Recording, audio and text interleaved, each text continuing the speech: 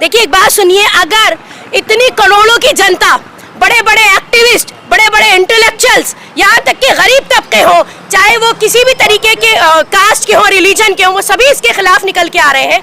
तो जाहिर सी बात है, अगर मैं आपको अब डिबेट करने जाऊंगी या बताने होंगी तो बहुत लंबा हो जाएगा।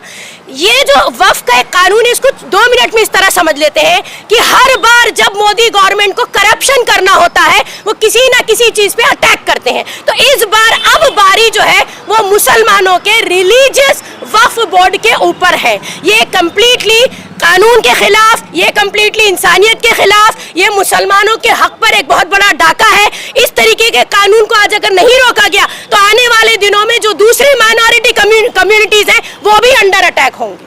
क्या कॉर्पोरेशन में, ये वक्फ बोर्ड में अब करप्शन नहीं हो रहा, आपका कहना है? देखिए अच्छा ठीक है, इसका भी जवाब 2 मिनट में दे देती हूँ। जी हाँ, करप्शन ये बताइए कि हिंदुस्तान में कहाँ नहीं हो रहा। पार्लियामेंट में बैठे हुए 545 लोग जो बैठे हुए हैं और 100 करोड़ की जनता को कंट्रोल करते हैं, वो करप्ट नहीं है? उसमें से अगर आप निकालने आएंगे तो 150-200 तो ऐसे जिनके ऊपर मर्डर और रेप के चार्जेस है, और वो मुल्क में पार्लियामेंट में सीट लेके बैठे हुए। ऐसे कैंडिडेट्स को टिकट दे दिया जाता है जिनके खिलाफ पुलिस में बड़ी बड़ी FIR लिखी होती है। तो गुंडे बदमाश अगर इस मुल्क को चला रहे हैं और रिप्रेजेंटेशन दे रहे हैं, इससे बड़ा करप्शन क्या होगा? अगर किसी भी जगह करप्शन होता है तो फिर ये बोर्ड का मामला था, ये एक इंटरनल मामला था। और अगर ये फेवरेबल गवर्नमेंट होती और अगर ये हित की बात करने वाली गवर्नमेंट होती, जो कि झूठ है, मोदी और बीजेपी हित की बात करें, मैं समझती हूँ इससे बड़ा जोक कोई नहीं हो सकता।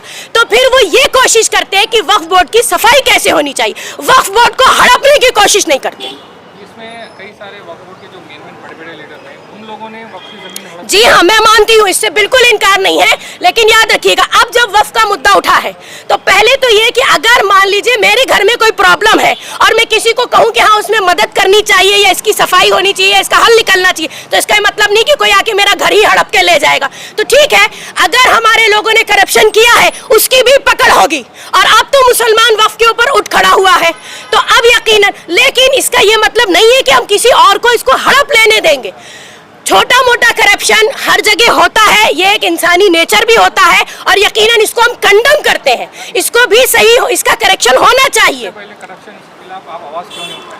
देखिए एक बात सुनिए, ऐसा कभी नहीं है कि वक्फ के करप्शन के खिलाफ आवाज नहीं उठी है। सालों से जहां जहां वक्फ के बोर्ड रहे हैं, अगर 4 लोग चोर रहे हैं तो 10 लोग निगरानी करने वाले भी रहे। और ये चीज आज सालों से, ये वक्फ कोई 50-100 साल का मामला तो नहीं है, ये तो हजारों साल का मामला है। तो मुझे बताइए कि अगर पूरा करप्शन ही करप्शन था तो फिर मस्जिद की कमेटी, यतीम खाने, यतीम बच्चे और हमारे कब्रिस्तान और वेलफेयर के काम और इसके ऊपर जो माइनॉरिटी को बहुत कुछ फायदा मिल जाता, वो सब कैसे हो रहा था? ठीक है, करप्शन है, इसमें बड़े बड़े लोग शामिल हैं, उनका भी हिसाब किताब होगा। एक वक्त आएगा कि वो भी पकड़े जाएंगे, अकाउंटेबिलिटी होगी। लेकिन अभी फिलहाल जो बड़ा मुद्दा है वो ये कि एक साथ कोई इस पूरी वक्फ की जमीनों को हड़प लेना चाहे, अपने लिए इस्तेमाल कर लेना चाहे। मोदी जी सोच रहे हैं कि वक्फ की जमीनों को बेच के आगे इलेक्शन जीतेंगे, ये हम नहीं होने देंगे। आप लोग किसी मस्जिद मंदिर में कन्वर्ट हुए, गुलबर्गा के कई सारे मस्जिद मंदिर में कन्वर्ट हुए, कई सारे मस्जिद हिंदुओं के कब्जे में है जी, उसके खिलाफ अब तक आवाज क्यों नहीं? देखिए एक बात सुने, अगर कोई कब्जा करके उसका मिसयूज कर रहा है, आवाज उठती है। लेकिन होता क्या है कि आज ये आवाज पूरे मुल्क को सुनाई दे रही है, वरना ये हो रहा था कि अंदर ही अंदर इस पे काम चल रहा था, काम होता रहता है, ऐसा नहीं है। और ये कि करप्शन अगर 20% है तो फायदा कहीं ना कहीं 40-50% का रहता है। लेकिन आप उस करप्शन को मोदी के करप्शन से इसलिए नहीं जोड़ सकते क्योंकि मोदी एक पूरी कम्युनिटी को अटैक कर रहे हैं जानबूझकर, इंटेंशनली। इसलिए लड़ाई पहले मोदी से और उनकी RSS सोच से है।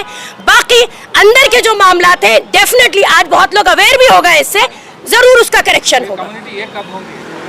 ये कम्युनिटी ऑलरेडी एक है, लेकिन हाँ एक चीज में तो मोदी जी का शुक्रिया करना पड़ेगा, जब जब ये कुछ काला काम करते हैं तो पूरा हिंदुस्तान ही एक हो जाता है। आज मुस्लिम कम्युनिटी नहीं, मुस्लिम कम्युनिटी के साथ आप देख सकते हैं दूसरी कम्युनिटी। अभी 3 दिन पहले गुलबर्गा की सरजमीन विटनेस है इस बात की कि जो आपका मजमा जमा हुआ पीर बंगाली मैदान में, कौन सी ऐसी ऑर्गेनाइजेशन थी, कौन से ऐसे रिलीजन के रिप्रेजेंटेटिव थे जो वहां नहीं बैठे थे? आज क्रिश्चियन, बुद्धिस्ट, जैन हमारा साथ दे रहे हैं, सिख हमारा साथ दे रहे हैं, औरतें निकल आई हैं, यूथ निकल आया है, पढ़ा लिखा जाहिल सब तबका एक हो गया है। स्टेज पे तो कई सारे कब्जा करने वाले भी बैठे थे। हाँ बैठे थे, उसके बारे में क्या? नहीं, मैं उसके बारे में इसलिए कुछ नहीं बोलना चाहूंगी। देखिए एक बात सुनिए, कुछ चीजें जो हैं वो अनएथिकल होती हैं।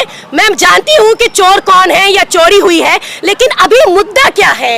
मुद्दा अभी चोर को पकड़ने का नहीं है, मुद्दा है अभी उन लोगों को पकड़ने का जो गलत तरीके से उसको खा जाना चाह रहे हैं, उसको कब्जा करना चाह रहे हैं।